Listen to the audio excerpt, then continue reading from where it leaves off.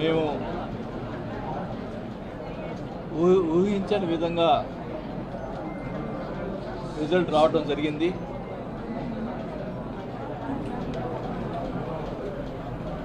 నేను గత 20 సంవత్సరాల నుంచి కూడా 99 నుంచి ఎమ్మెల్యేగా ఉన్నప్పటి నుంచి కూడా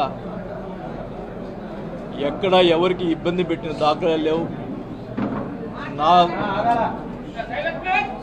నాకు చేయగలిగిన సహాయం చేశాను, ఎవరిని నొప్పించలేదు. అలాంటి పరిస్థితుల్లో నేను చెప్పడం జరిగింది ముందుగా ఎలక్షన్స్ ముందల, నేను చివరిసారిగా నిలబెడుతున్నాను,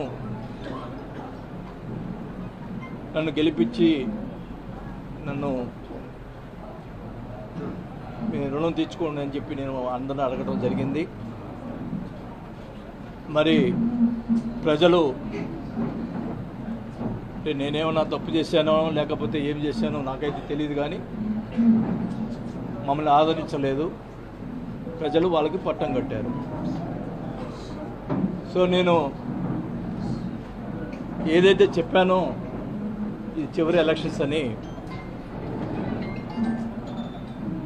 నేను ఆ రోజే కౌంటింగ్ రోజే సాయంత్రం వల్ల మధ్యాహ్నం నుంచే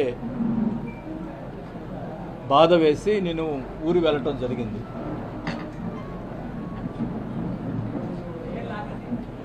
గతంలో మేము ఎప్పుడు 5 సార్లు ఎలక్షన్స్ గెలిచిన తర్వాత ఎప్పుడు కూడా అవతల మీద ప్రతిపక్ష వాళ్ళ మీద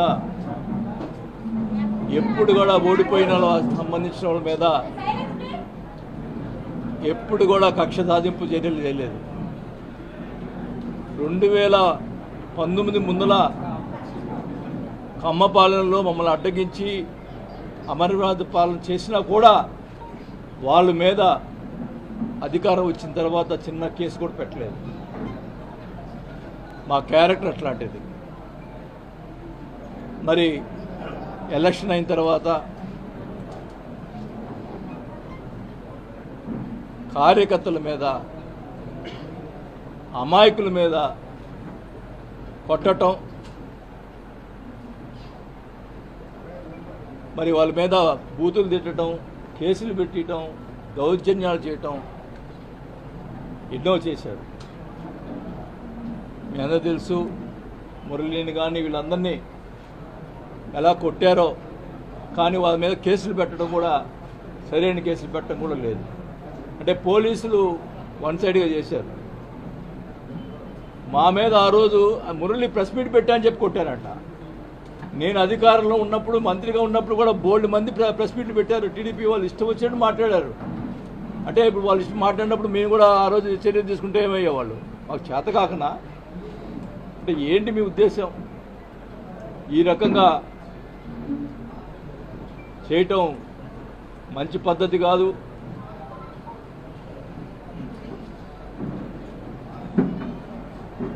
నేనైతే వాస్తవానికి ఎందుకులే మనకి ఈ రాజకీయాలు ఇంకా వద్దు అనుకునే పరిస్థితిలో మీరే నన్ను మళ్ళా తీసుకొచ్చారు రాజకీయాలకి. ఈ ప్రతిపక్ష వాళ్ళని కూడా ఈ సభాముఖంగా తెలియజేసుకుంటా ఉన్నా. నేను వదిలిపెట్టను ఒంగోలుని. ఖచ్చితంగా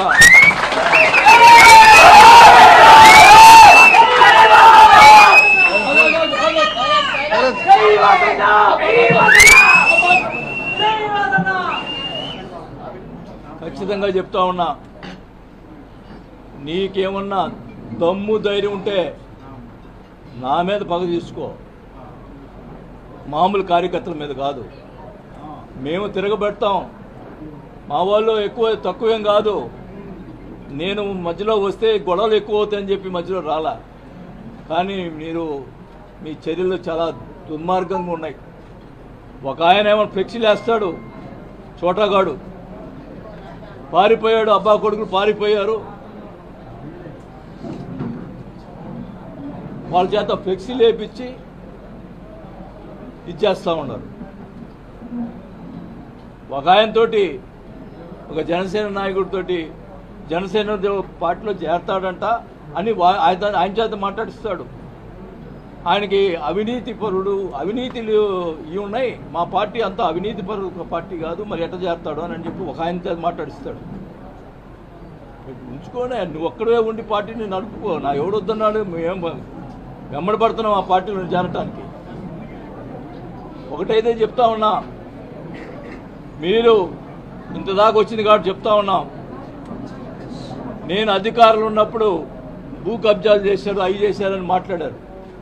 ప్రజల్ని మరి నమ్మారో ఏమైతే నాకు తెలీదు, మా అబ్బాయి మీద నా మీద వాళ్ళు ఇష్టం వచ్చింది మాట్లాడటం. నేను అడుగుతున్నా, ఫస్ట్ స్టార్టింగ్ నుంచి ఎక్కడి నుంచి స్టార్ట్ అయిందో అదే కాదు అన్నీ కూడా చెప్తున్నాను నేను. ఫస్ట్ హవాలా మంత్రి అన్నారు, ఎక్కడ చెన్నైలో 5 కోట్ల డబ్బులు దొరికితే ఎవరి నల్లమల్ల బాలు, ఆ డబ్బులు అయితే ఆ డబ్బులు నాయి హవాలా పంపించినాడు అని చెప్పి వాళ్ళ ప్రచారం, మా అబ్బాయి పంపించాడని నా పంపించాడని ప్రచారం చేసి మీడియా వాళ్ళందరూ కూడా ప్రచారం చేశారు. నేను అడుగుతా ఉన్నా, ఆ నల్లమల్ల బాలు ఇప్పుడు ఏ పార్టీలో ఉన్నాడు? మీ పార్టీలో ఉన్నాడు. తేల్చండి, అది నేను హవాలా చేశానా నల్లమల్ల బాలు డబ్బులు తేల్చండి. సిగ్గుంటే దమ్ముంటే తేల్చరా, తేల్చు. ఇష్టం వచ్చినట్టు ప్రచారం చేశావు, ఇష్టం వచ్చినట్టు మీడియాలో మాట్లాడిచ్చావు. తేల్చండి. ఫస్ట్ నెంబర్ 1 అది. నెంబర్ 2, ఇక్కడ బ్రాహ్మిన్స్ ల్యాండ్ ఉంది. ఉన్నమ్మా, ఎవరు మాట్లాడదు. బ్రాహ్మిన్స్ ల్యాండ్ ఉంది. ఆ బ్రాహ్మిన్స్ ల్యాండ్ సంబంధించి మనిషి ఎవరైతే ఆ రోజు నా దగ్గరికి వచ్చి ఈ ల్యాండ్ నేను కొన్నాను నాకు కావాలని చెప్పి మా పార్టీ వచ్చి అడిగాడో, అప్పుడు నేను ఎంఆర్ఓని పిలిపించి మాట్లాడాను. మాట్లాడితే ఇద్దరు బ్రాహ్మిన్స్ మధ్యలో డిస్ప్యూట్ ఉంది. అది ఒక బ్రాహ్మణ్ అతని దగ్గర ఒంగోలు వెంకట సుబ్బారావు అనే అతని దగ్గర అతను 7 కోట్ల రూపాయల డబ్బులు తీసుకున్నాడు. అతను అప్పు తీసుకున్నాడా ఏం తీసుకున్నాడా కాగితాలు రాసిచ్చాడు, డబ్బులు రిటర్న్ ఇవ్వలేదు. నేను ఎంఆర్ఓని పిలిచి అడిగాను, ఎవరిది ఈ డిస్ప్యూట్ సంబంధించిన ల్యాండ్ ఎవరిది కరెక్ట్ అంటే ఈ రెండో మూతి అనేది కరెక్ట్ అని చెప్పాడు.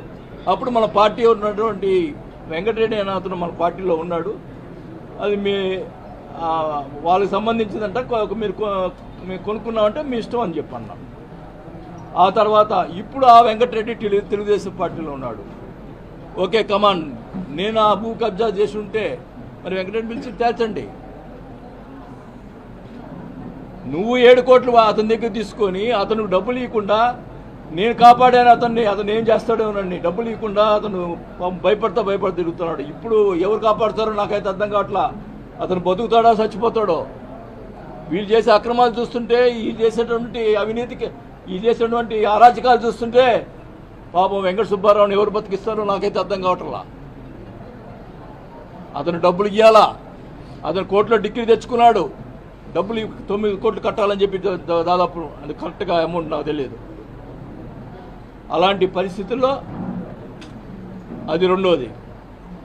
మూడోది, పెద్దిరెడ్డి సూర్యప్రకాష్ రెడ్డి ఆయన భూ కబ్జా చేశాడన్నారు, దానికి నేను సపోర్ట్ చేశాడన్నారు. ఇప్పుడు పెద్దిరెడ్డి సూర్యప్రకాష్ రెడ్డి ఏ పార్టీలో ఉన్నాడు?